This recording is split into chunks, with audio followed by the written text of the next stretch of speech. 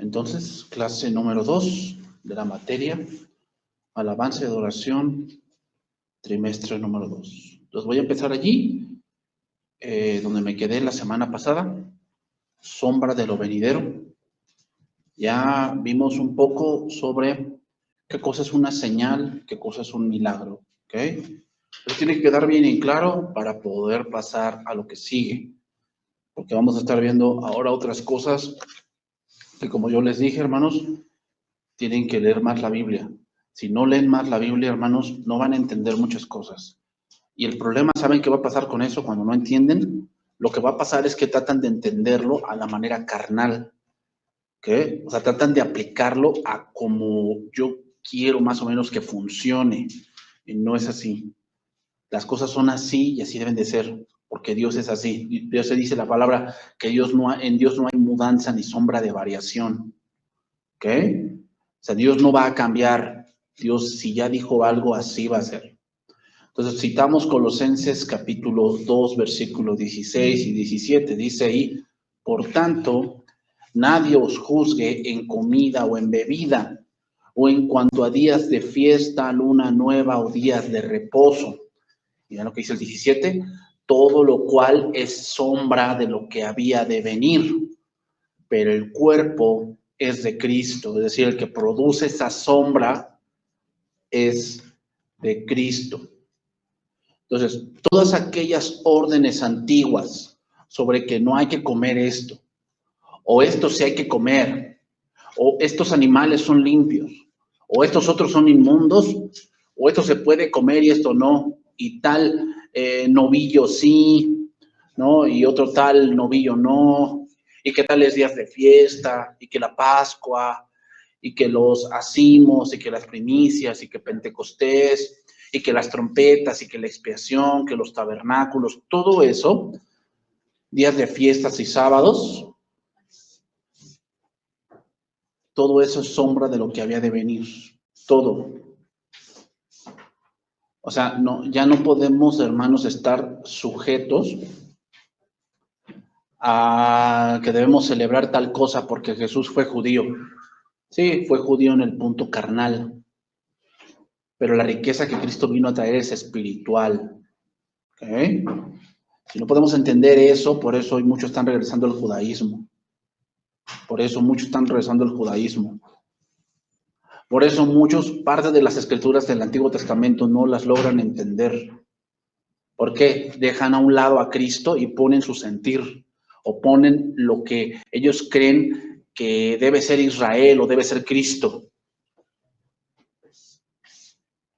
Y al tener esto en mente, los próximos versos tienen más sentido. ¿Qué? 2 Corintios 3:14. Al tener esto en mente, los siguientes versos tienen más sentido. ¿Qué tener en mente? Tener en mente que todo lo que leemos en el Antiguo Testamento, y ahorita lo vamos, no creo que lleguemos ahí hoy, pero vamos a llegar a ese punto, de que cuando Dios dice, yo soy el Dios de Abraham, de Isaac y de Jacob, no solamente está diciendo que Dios fue el Dios de ellos, lo que está diciendo es que la vida de ellos es una señal de cómo Dios quiere que vivamos. La señal de Abraham, de Isaac y de Jacob es una señal de cómo Dios quiere que vivamos. Y hay algo que los tres tienen en común: la fe. La fe. Y así es como Dios quiere que vivan los hijos de Dios, como por fe, porque el justo por la fe vivirá. O sea, si no entendemos que no es solamente historia, hermanos, o sea, no estás leyendo historia en el Génesis de cómo Dios sacó a Abraham, de cómo Dios sacó a Isaac y lo sacó de Ur de los Caldeos y después fue a buscar esposa para su hijo y después su hijo tuvo problemas con los nietos. No solamente estamos leyendo historia, no es solamente llenarte de letra. Las vidas de Abraham, de Isaac y de Jacob son una señal de lo que Dios quiere que seamos nosotros. Por eso está escrito. Dice ahí 2 Corintios 3:14.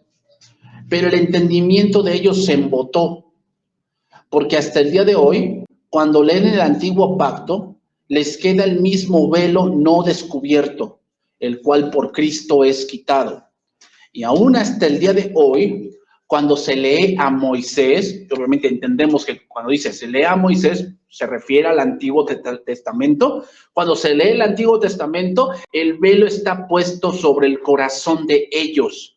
Pero cuando se conviertan al Señor, el velo se quitará. Lo que Pablo está diciendo es que aparte de la lectura básica y la lectura literal, tiene que haber un entendimiento espiritual. Aparte de la lectura básica y la lectura literal, tiene que haber un entendimiento espiritual de lo que estamos leyendo. Eso es lo que le pasa a los judíos. Leen mucho la Torá y saben la lectura básica y la lectura literal, pero la lectura espiritual, por eso dice, el entendimiento de ellos se embotó. La palabra embotar significa como que el entendimiento de ellos se entenebreció, se hizo dura. Eso significa.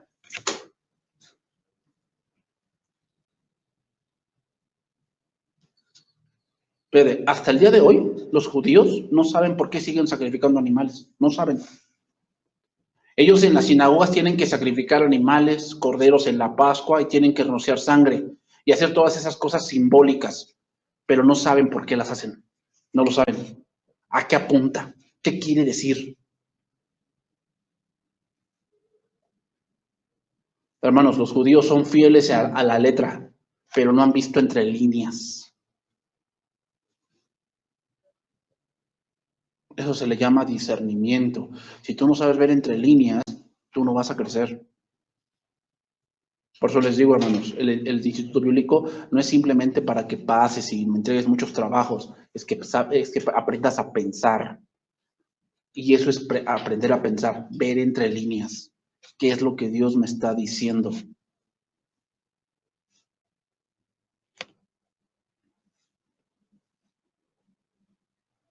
Y Cristo es el que permite leer entre líneas. Sí, ahí está la lectura gramatical, ahí está la lectura histórica, pero el sentido espiritual solamente te lo puede dar Cristo. Pero para eso no quieres leer más la Biblia, dedicarle tiempo a Dios. Y tú no le dedicas tiempo a Dios, se ve cuando no le dedicas tiempo a Dios.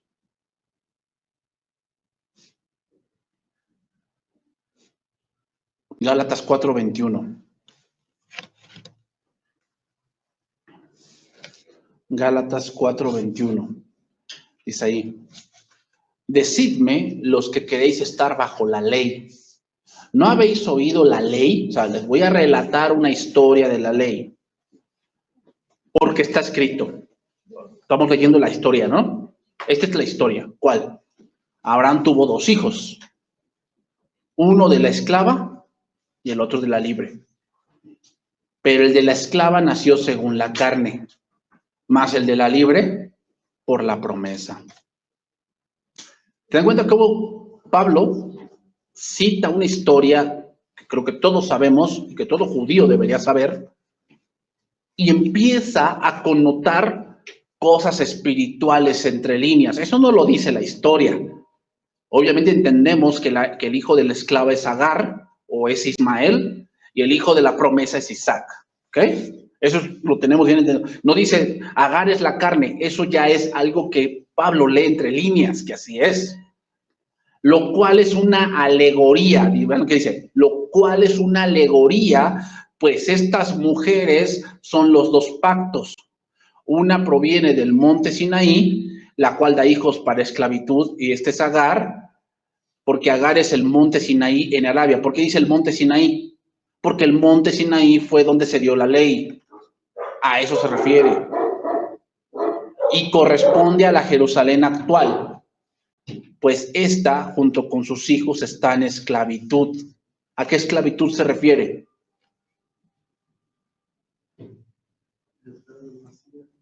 No. Recuerden todo el contexto de Gálatas. ¿Cuál es el punto central de Gálatas? Los judaizantes, judaizar, someterse a cosas de los judíos. Eso es estar en esclavitud. O sea, cualquiera que se somete a fiestas, se somete a días de reposo, se somete a no comer tal comida, es un esclavo. O sea, cualquiera, cuando llegue un creyente contigo, que los hay, y llegue y te diga, ay, estás comiendo eso, ay, no comas eso, porque no, te vas a condenar, es un esclavo. ¿Por qué? Porque le teme a lo que pueda hacer. ¿Ve? Es esclavo de él sí mismo, de sus pensamientos. Cuando Cristo dijo que nada contamina de lo que entra al hombre, nada lo contamina, nada. ¿Sí saben qué es nada? O se lo digo en el griego. Nada. Nada de lo que te comas te va a contaminar, sino lo que sale. Porque Agar es el monte Sinaí en Arabia y corresponde a la Jerusalén actual que está junto con sus hijos en esclavitud. ¿Por qué? Porque el entendimiento de ellos se embotó. Lo que acabamos de leer. ¿Se dan cuenta? Por eso requerimos leer más la Biblia, porque si no tenemos esa parte, hermanos, no vamos a entender muchas cosas que se dicen en otra parte de las Escrituras. El entendimiento de ellos se embotó, por lo tanto, son esclavos porque no entienden por qué hacen las cosas.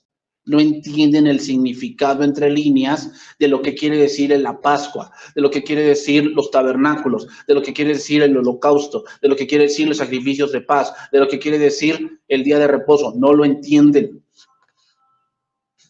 Mas la Jerusalén de arriba, la cual es madre de todos nosotros, ¿qué dice ahí? Es libre. Veamos cómo Pablo cita la historia, algo verdadero, algo que sucedió, y sin duda todos los judíos conocían la historia, pero que no conocían, pues no conocían el punto espiritual, lo cual Pablo procede a explicar, y en este caso explicar la parte espiritual. ¿Cuál es la parte espiritual? Que querer ganarse el favor de Dios a través de la ley es ser hijo de la carne, punto.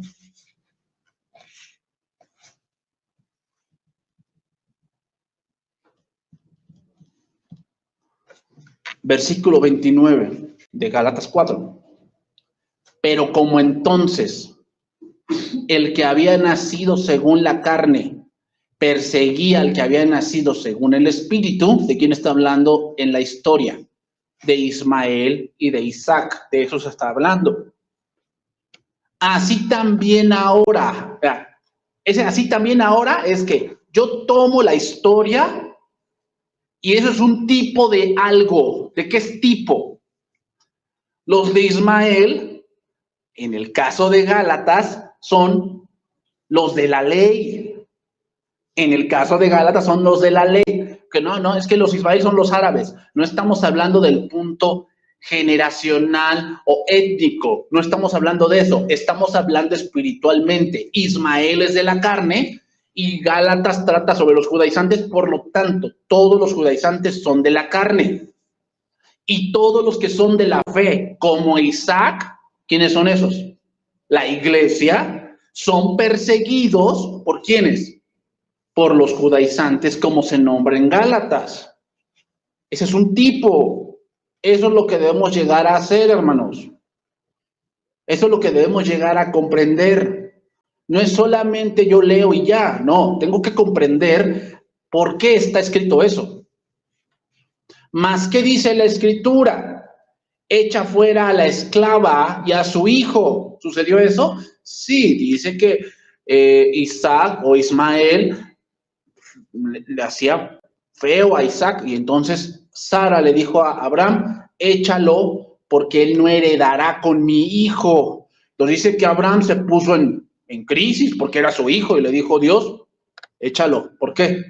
Porque la carne y la sangre no pueden heredar el reino de Dios. O sea, todos esos rollos de que, no, pues yo me estoy portando bien. No, pues es que yo estoy haciendo muchas obras. No, porque yo nunca miento a nadie. Eso es pura carne. No te vas a salvar por eso. De manera, vean, dice, otra vez. ¿Ya dijo la historia? ¿Otra vez? Versículo 31. De manera, ¿qué quiere decir? Ya dije la historia, dije un suceso histórico y ahora voy a dar el tipo espiritual de lo que significa que a lo que acabo de decir. ¿Qué? De manera, hermanos, que no somos hijos de la esclava. ¿Por qué no? Porque nosotros no perseguimos, nos persiguen, sino de la libre. ¿Por qué decimos eso? Pues por lo que acaba de decir.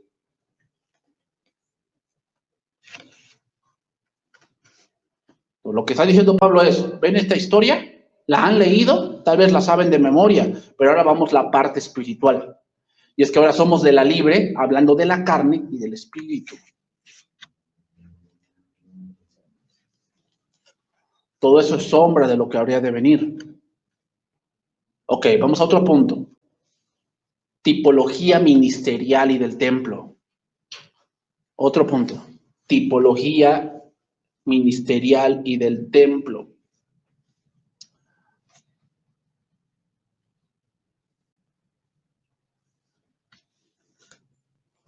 Primera Corintios 9:12. Primera Corintios 9:12. Ahora vamos a ver un punto sobre lo que se hacía en el Antiguo Testamento, hablando del ministerio de sacerdotal y muchas otras cosas que después vamos a entrar más de lleno a eso, y comparado con el Nuevo Testamento. ¿Okay? Comparado con el Nuevo Testamento.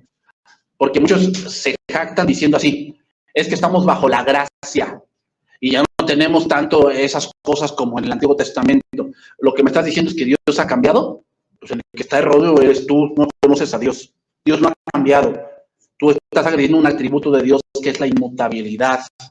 Lo que Dios piensa del pecado hace 3000 años, lo sigue pensando hoy. Y el servicio que Dios exige de sus hijos en el Antiguo Testamento, Él sigue siendo el mismo Dios santo que sigue exigiendo su respeto. Por eso dijo en Malaquías 1, si yo soy Señor, ¿dónde está mi honra? Si yo soy Padre, ¿dónde está mi temor? Primera Corintios 9:12. Dice ahí, si otros participan de este derecho, ¿cuál es el contexto de ese pasaje? Pablo está defendiendo el punto de que un ministro del Evangelio tiene derecho a vivir del Evangelio. Sí, hermanos, o sea, yo sé que hay muchos abusos hoy en la iglesia y que muchos ladrones y todo eso, sí, pero eso no abroga el principio.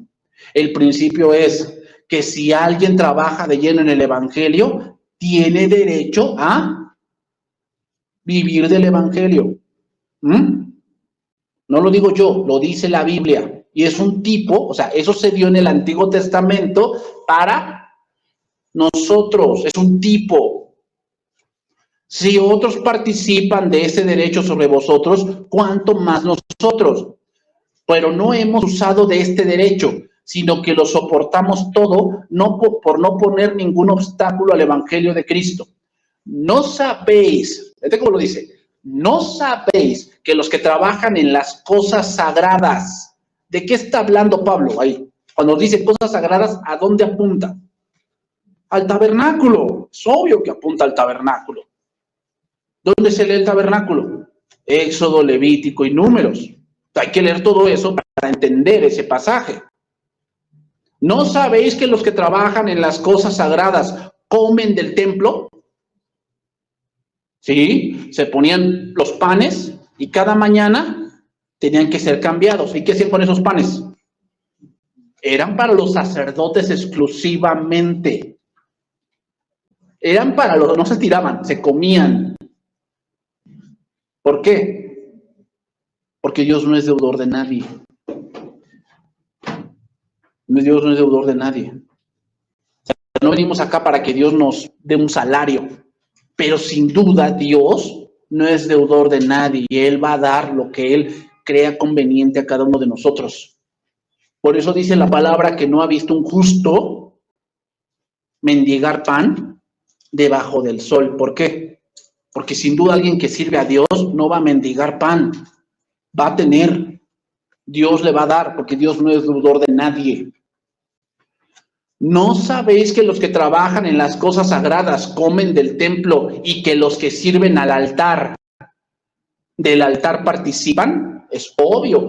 ¿Dónde tendríamos que leer eso? Los sacrificios. Había sacrificios que la espaldilla le tocaba al sacerdote. Y Dios especificaba qué partes del sacrificio le tocaban al sacerdote de ese sacrificio. Y era lo que dice el versículo 14. Así también, ¿qué quiere decir? Ese así también. Tomando la historia, hay un tipo allí de lo que ahora es la iglesia. ¿Qué? No, eso es el Antiguo Testamento. Sí, si es el Antiguo Testamento, no estamos aplicando el sacrificio en sí, sino lo que está apuntando. ¿Está apuntando a qué? Así también ordenó el Señor a los que anuncian el Evangelio que vivan del Evangelio.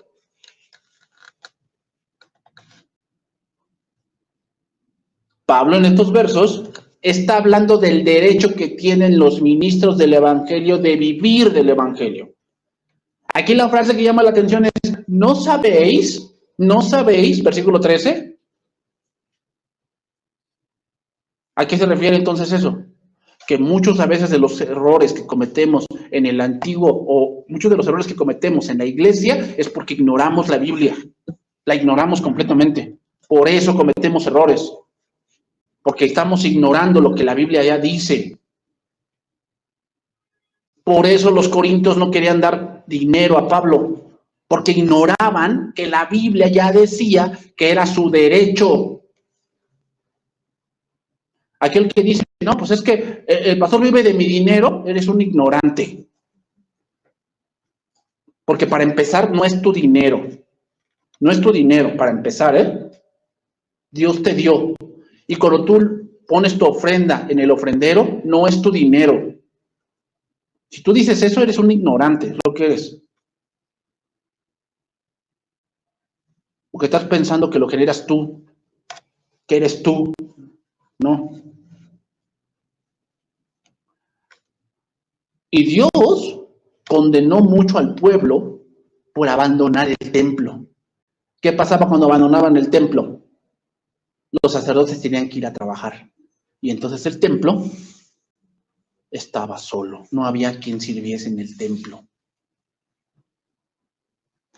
Entonces, la cita obviamente, el templo, y vean cómo inicia el 14, es así también, es decir, después de haber puesto lo que dice el Pentateuco, esto es lo que apunta.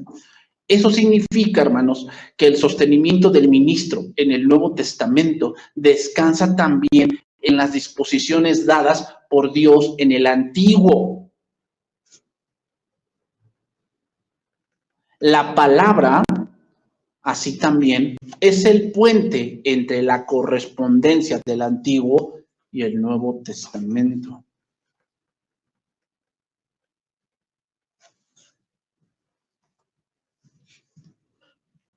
Efesios capítulo 2, verso 20.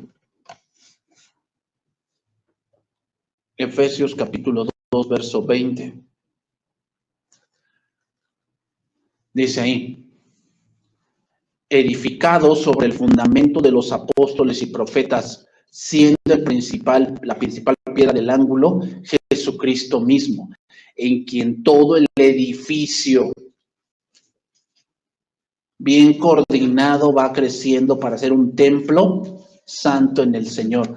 Quiero que se fijen en la palabra que se repite, templo.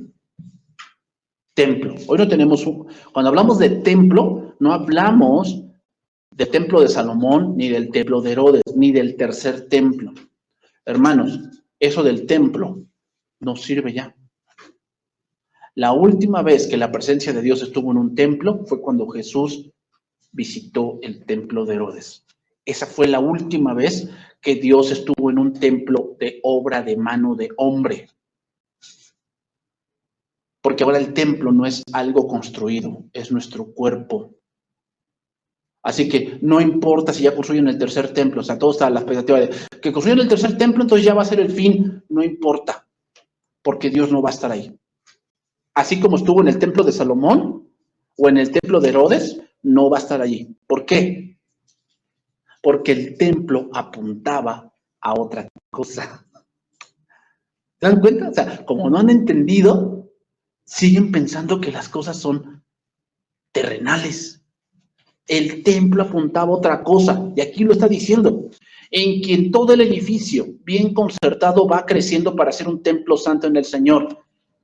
¿A qué se está refiriendo Pablo en estos pasajes? A la iglesia. A la iglesia. No está hablando de un templo físico. Está hablando de la iglesia. Versículo 22.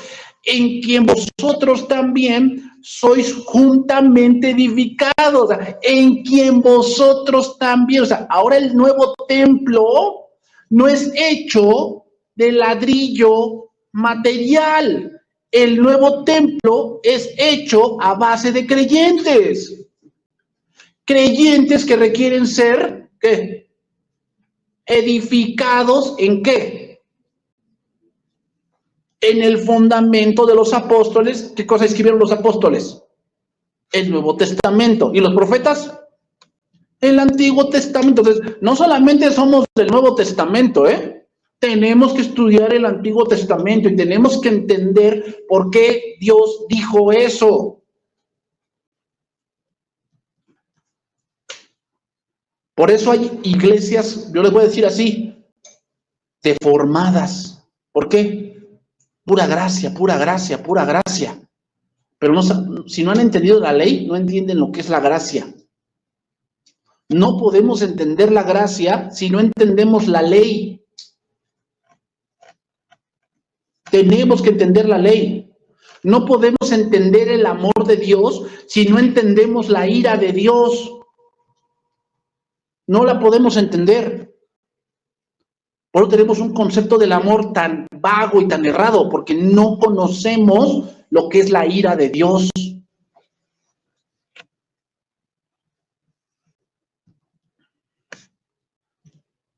Entonces, así como en el Antiguo Testamento se edificaba la casa de Dios físicamente, o sea, los sacerdotes estaban en el templo y pues toda construcción que requiere mantenimiento. ¿Quién iba a dar el mantenimiento del templo?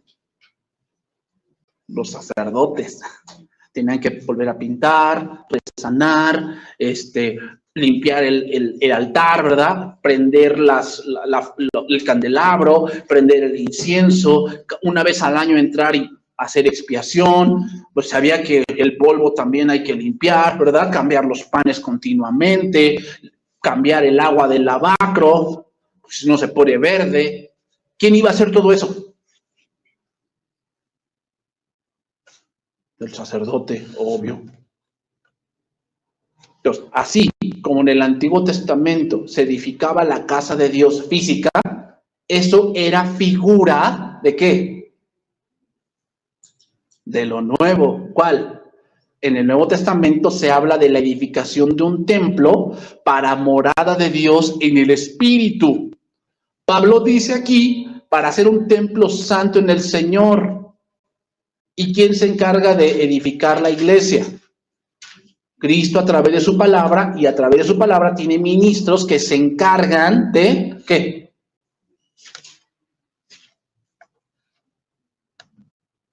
Entonces, lo que se hacía en el antiguo templo es figura de lo que ahora se hace, y el templo no es algo físico. El templo ahora somos nosotros, que debemos ser edificados en el fundamento de los apóstoles y profetas.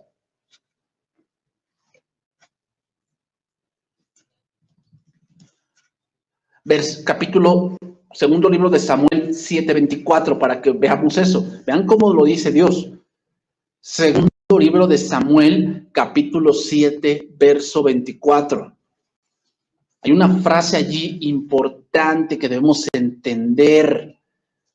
Mientras lo vas buscando, yo te voy a decir el contexto de este pasaje. El contexto es que David quiere edificar un templo. ¿Okay? Y al principio el profeta le dice que le va a edificar, que lo haga, que por lo que él quiere hacer está bien. Pero después Dios le manda a decir con el profeta que él no le va a edificar el templo, lo va a edificar su hijo. ¿Por qué? La razón es porque ahí dice, porque tienes mucha sangre en las manos. Y no es porque haya matado mucha gente, hermanos, no es cierto. La razón es porque, uno, él ya tenía un reino un poco inestable por todos los golpes de estado que querían darle. Y ya era un hombre entrado en años. no le iba a alcanzar el tiempo para edificar un templo. Y al estar edificando un templo, ¿qué? Pues muchas cosas podrían venir como otra guerra civil. Por lo tanto, cuando entró su hijo, una de las características que tuvo el reino de Salomón es que nunca tuvo guerras. Ya casi fue al final, pero en todo su reinado de Salomón nunca hubo guerras. Por lo tanto, era un momento ideal para edificar un templo. Dios le dice que no va a edificar él el templo. Y David no se siente frustrado, porque no solamente Dios no le dice que no va a edificar el templo, sino le dice que su hijo va a ser el que va a edificar el templo, pero no solamente eso, sino que de su estirpe vendría el Mesías. O sea, fíjate, Dios no le concedió algo minúsculo que era un templo, pero le dio algo más grande. Es de lo que dice ese pasaje, versículo 24. Porque tú estableciste a tu pueblo Israel por pueblo tuyo para siempre, y tú, oh Jehová, fuiste a ellos por Dios. Ahora pues, Jehová Dios, confirma para siempre la palabra que has hablado sobre tu siervo y sobre su casa, y haz conforme a lo que has dicho, que sea engrandecido tu nombre para siempre, y se diga, Jehová de los ejércitos es Dios sobre Israel, y que la casa de tu siervo David sea firme delante de ti. Porque tú, Jehová de los ejércitos, Dios de Israel, revelases al oído de tu siervo, diciendo, es lo que dice, yo te edificaré casa. Es de lo que dice esa frase, es importantísima esa frase. David quiere construir como un templo, una casa para Dios, y Dios le responde que no, que él se la va a hacer a él. Quiero que se den cuenta de esto, hermanos. Muchas veces Dios te va a decir no a cosas pequeñas, pero porque te va a dar algo más grande. No te aferres. No te aferres. Sí, a veces Dios te va a decir que no a eso minucioso, pero Dios te va a dar algo más grande si tú aceptas su voluntad. Yo te edificaré casa. Por eso tu siervo dice, hallado en su corazón valor para hacer delante de ti esta súplica. Ahora pues, Jehová Dios, tú eres Dios y tus palabras son verdad y tú has prometido este bien a tu siervo. ¿Cuál? Yo te edificaré casa. Ten ahora a bien bendecir la casa de tu siervo para que permanezca perpetuamente delante de ti, porque tú, Jehová Dios, lo has dicho, y con tu bendición será bendita la casa de tu siervo para siempre. ¿Qué significa yo te edificaré casa? Significa que Jesús vendría de esa línea. De manera que la edificación del templo en el Antiguo Testamento es una figura de la verdadera edificación de la iglesia.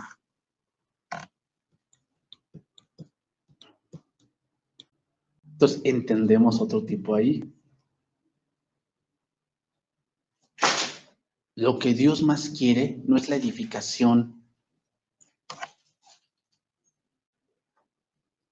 material. Lo que Dios quiere es que Dios quiere edificarte a ti una familia espiritual fuerte.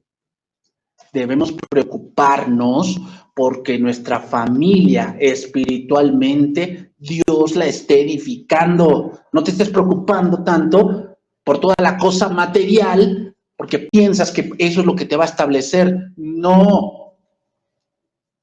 No. Dios se lo dejó bien claro a David. David, tú quieres construir un templo porque la construcción del templo significaba que Jerusalén era la capital del mundo. Eso es lo que significaba el templo. Y Dios le enseña que no, que quien edifica generaciones perdurables es Dios.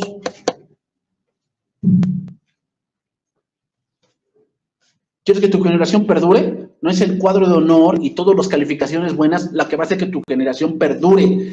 Va a perdurar tu generación si conoce a Dios. Así va a perdurar, porque dice la Biblia que el que teme a Jehová heredará la tierra. ¿Ven cómo a veces no hemos entendido? Y seguimos buscando el mundo, seguimos buscando el mundo. No has entendido. Con esto en mente, hermanos, podemos entender cuando hablamos de edificar. 1 Corintios 6:19. ¿No? Cuando dice, ¿O ignoráis que vuestro cuerpo es templo del Espíritu Santo? ¿A qué se refiere con templo? Pues que obviamente quien está edificando esa casa es Dios.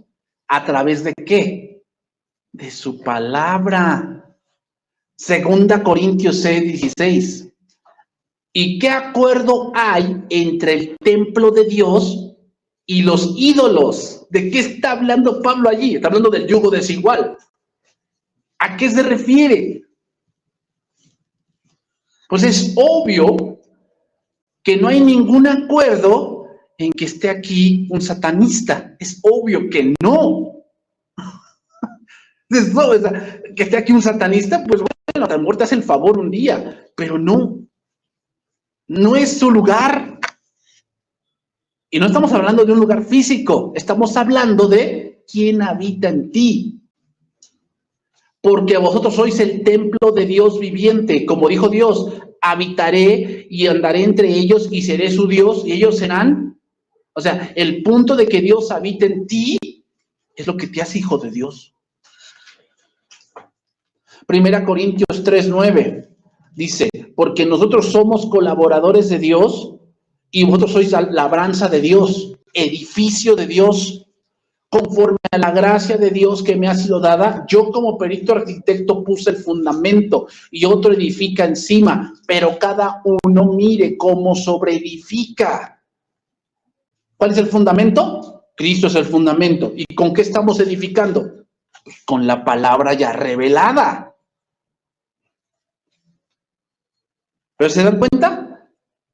Con David, Dios le puso el fundamento. ¿Cuál fue el fundamento? Una promesa, que de su simiente vendría el Mesías, pero no porque me dices un templo, sino porque yo lo he prometido. Lo mismo pasa en el Nuevo Testamento. El fundamento ya está puesto. Y Dios es el que sigue edificando a través de ¿quién? De sus ministros tu vida.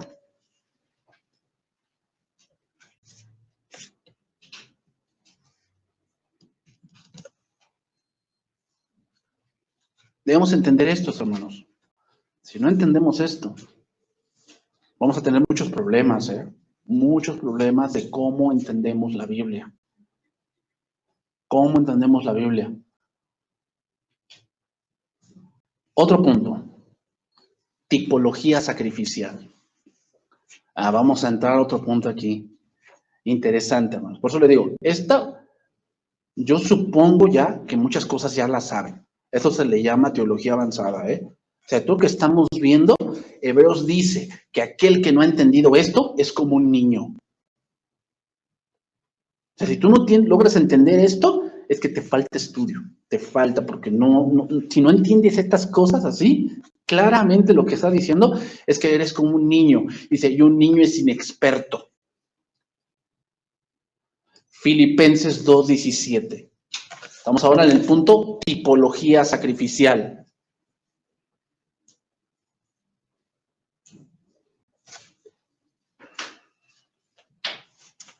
Dice ahí Filipenses 2:17. Y aunque sea derramado en libación, esa es la frase que nos interesa estudiar. Y aunque sea derramado en libación sobre el sacrificio y servicio de vuestra fe, me gozo y regocijo con todos vosotros. La palabra que llama la atención en este pasaje es libación. ¿Qué cosa es la libación? Bueno, se tomaba una jarra con vino y se derramaba encima del sacrificio en el Antiguo Testamento. Eso era libación. Entonces se quiere dar a entender Pablo cuando lo menciona. Es obvio que cuando lo leemos apuntamos al Antiguo Testamento. ¿Qué está diciendo Pablo? ¿Que está derramando vino? ¿Eso es lo que está diciendo? Bueno, hay que entender un poco el contexto, ¿no? Vamos a leer un poquito más el contexto. Versículo 12 de Filipenses 2. Por tanto, amados míos, como siempre habéis obedecido, no como en mi presencia solamente, sino mucho más ahorita en mi ausencia, ocupaos en vuestra salvación con temor y temblor, porque Dios es el que en vosotros produce así el querer como el hacer, por su buena voluntad. Haced todo sin murmuración y contiendas, para que seáis irreprensibles y sencillos, hijos de Dios sin mancha, en medio de una generación maligna y perversa, en medio de la cual resplandecéis como luminares en el mundo, asidos de la palabra de vida, para que en el día de Cristo yo pueda gloriarme de que no he corrido en vano, ni en vano he trabajado. Y aunque sea derramado en libación sobre el sacrificio y servicio de vuestra fe, me gozo y regocijo con todos vosotros, y asimismo gozaos y regocijaos también vosotros conmigo. La libación, entonces, es la consagración de la vida hasta la muerte. Está hablando el pasaje de cómo deben llevar su vida los filipenses y que eso va a traer una consecuencia porque así Pablo vivió. Recuerden que la carta a los filipenses es una carta carcelaria. Y estar en la cárcel, hermanos, es estar en incertidumbre. No sabes qué pueden pasar mañana. Tal vez mañana te agarran en el baño y te pican. ¿Pero por qué estaba en la cárcel Pablo? Por causa de Cristo. Por lo tanto, aunque sea derramado en libación sobre el sacrificio, ¿a qué se refiere Pablo? Aunque mi sangre sea derramada por el sacrificio que hago por Cristo, ¿qué? Y servicio de vuestra fe, o sea, enseñándoles, capacitándolos, exhortándolos, me gozo y regocijo con todos ustedes.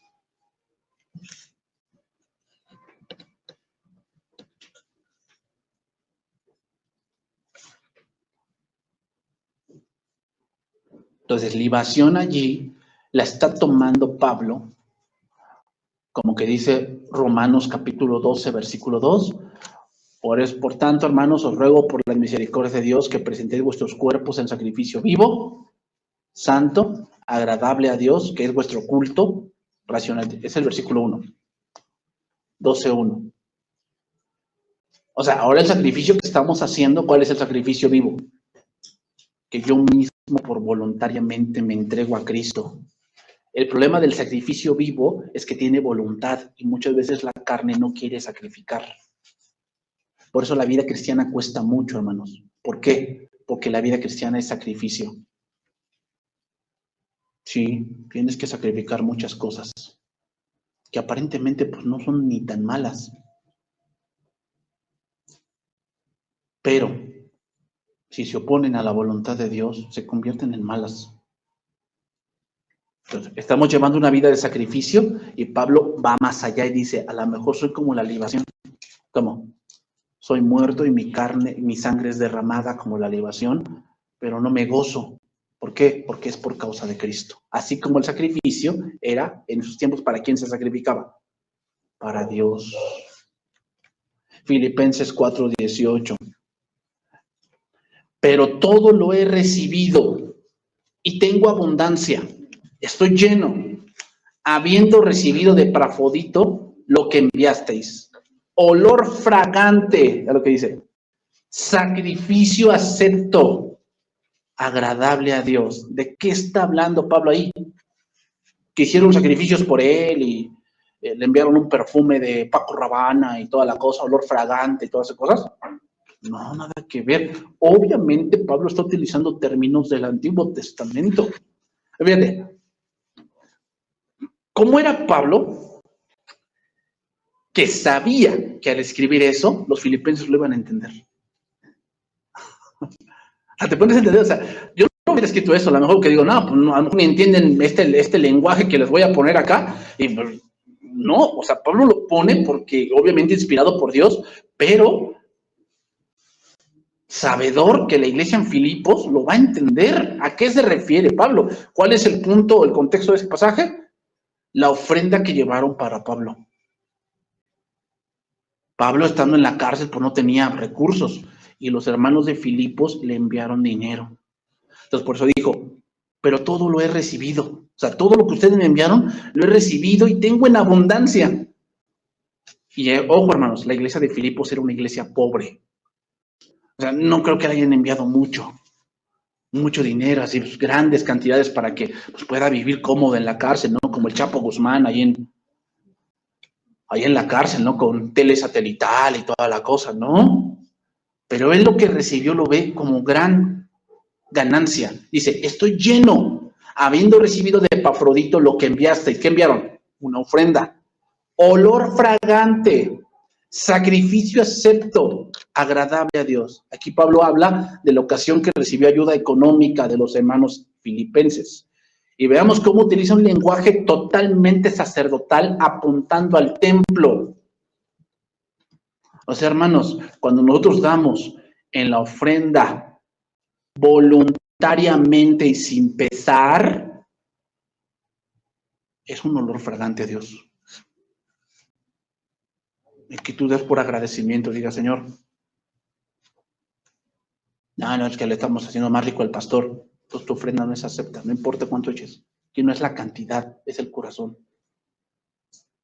Tú tienes que estar convencido que la ofrenda es una gracia que Dios te da para ofrendar algo. Dios no está viendo cuánto das. Por eso aquí no damos que, a ver, hermano, a ver cuánto ganas, dame tu nómina, a ver cuánto para que de verdad sea el 10%. No, no. ¿Por qué no? Porque la ofrenda es algo voluntario. Es algo que tú vienes preparando desde la semana,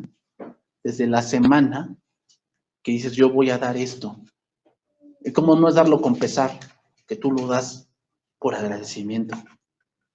Darlo con pesar es que, híjole, pues ya ni modo, voy a tener que darlo, pues ya que. No, si no doy me van a criticar, que no di. Mejor no lo des. Si tienes esa avaricia en tu corazón, ¿para qué lo das? No cuenta para Dios. Hebreos 3:5, es lo que dice.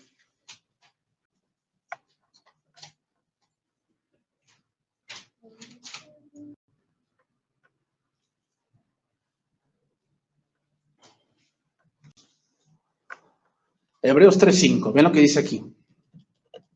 Y obviamente el libro, hermanos, que más habla de figuras o tipos del Antiguo Testamento es el libro de Hebreos. Es obvio, hermanos. Por eso el libro de Hebreos es uno de los más difíciles. ¿Por qué? Si no tienes lectura del Antiguo Testamento, ese libro es incomprensible para ti. Y Moisés, fíjate lo que dice Hebreos 3:5.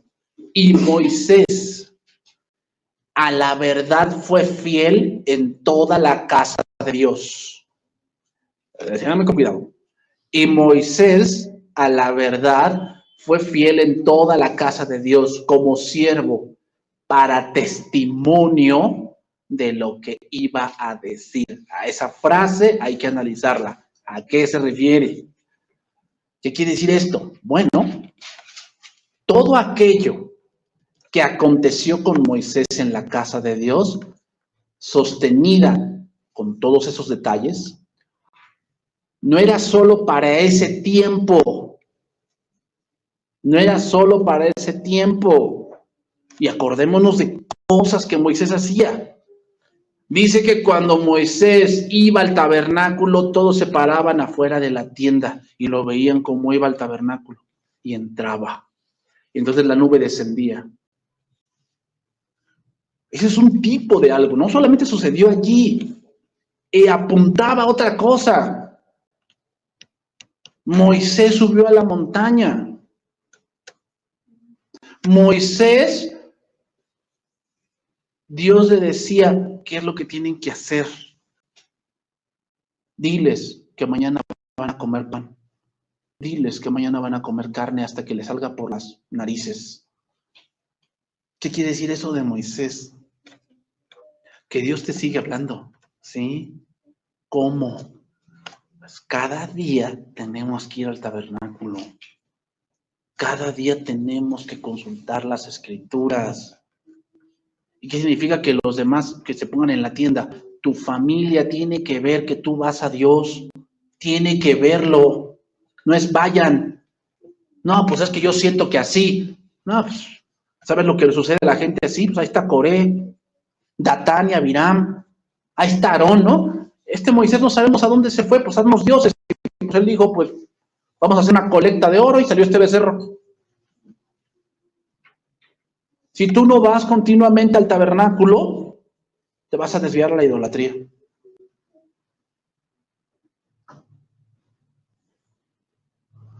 Todo aquello que acontecía con Moisés en la casa de Dios, sostenida con todos los detalles que vemos en el Éxodo, en el Números, en el Deuteronomio, no solamente era para ese tiempo, sino que lo que Moisés hacía con la casa de Dios era para testimonio de lo que se iba a decir. Es decir, Dios quería decir otras cosas más profundas más adelante.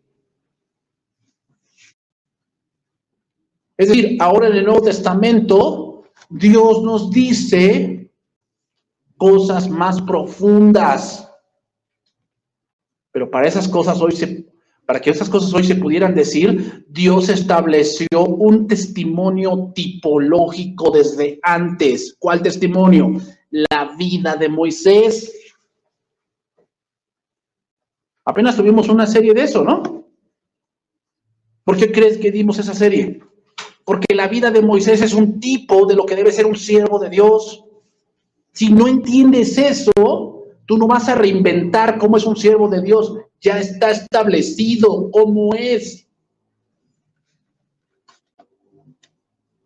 Y en el 6 lo que sigue, lo que está diciendo, el versículo 6.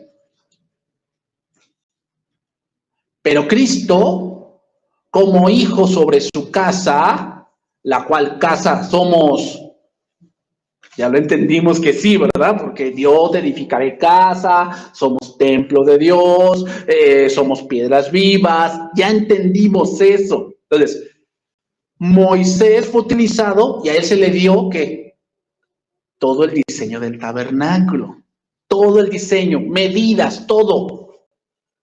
Adivina quién ahora dio la medida de la iglesia. Cristo. Cristo. Hermanos, por eso esas iglesias que de repente surgen y que hacen no sé qué tanto rollo, hermanos, la iglesia no es algo de hombre. No es que vamos a hacer esto porque a mí me gusta. No. La iglesia no es algo de hombre, es algo de Dios, y Dios ya dijo cómo debe ser la iglesia. No es que nosotros en esta iglesia por eso no tenemos pastor, porque nosotros ya como que sentimos que eso es innecesario. Pues no sé qué tipo de... Tú no eres iglesia, tú eres una secta, porque Dios ya dijo cómo es la iglesia, ya dijo cómo, y cuando salimos de ese diseño, la iglesia no dura. Esa congregación que se levantó en una casita o en un localito por allí, tú ves que están 1 o 2 meses y después ¡pum! ¿Por qué? Porque la iglesia no es un Oxxo. Métanle dinero para que pues, perdure, ¿no? No, la iglesia no es Walmart. No, hermanos, no. Pero Cristo, como hijo sobre su casa, la cual somos nosotros, si retenemos firme hasta el fin la confianza y el gloriarnos, ¿en qué? En la esperanza. Eso fue lo que hizo Moisés. ¿Por qué? Porque ¿a dónde los guiaba Moisés? A Canaán. ¿A dónde nos está guiando Cristo? A Nueva Jerusalén. ¿Se dan cuenta cómo Dios puso un punto aquí en Moisés y Cristo lo dice más claramente? Ahí le voy a dejar, hermanos, porque me falta ver otro punto aquí en Hebreos 9. Vamos a hablar, hay un punto sobre cómo el autor de Hebreos va narrando el tabernáculo, pero al final dice, tenemos que hablar de cosas más detalladamente, pero no puedo porque ustedes se han hecho tardos para oír. O sea, el autor de Hebreos en Hebreos 9 empieza a desarrollar el tabernáculo, el candelabro, la mesa, el lugar santo, el lugar santísimo, y después que va a desarrollar más cosas, dice, ya no puedo ir más allá, porque ustedes, debiendo ser ya maestros, aún son niños. ¿Se dan cuenta, hermanos? La ignorancia de las escrituras va a detener tu entendimiento.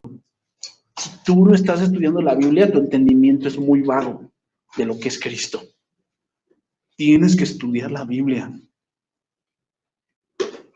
Porque si no vamos a llegar a este tipo de cosas y tú vas a desvariar. O sea, como que no, pues sí, yo creo que sea así, ¿no? Pues sí, o sea, todo debe basarse en el amor. No. Dios es más que eso. Dios es más que eso. Ahí la vamos a dejar, hermanos, en Hebreos capítulo 9. Vamos a entrar la próxima sesión a ese pasaje. Y después vamos a entrar a un punto de que ahora sí vamos a estudiar una palabra en la Biblia. La palabra Betel. ¿Saben qué es Betel? Casa de Dios. Y vamos a ir estudiando en la Biblia a qué apunta desde el Antiguo hasta el Nuevo Testamento. Y van a ver cómo es, así se estudia ese tipo de cosas. ¿Ok, hermanos? Vamos a terminar acá.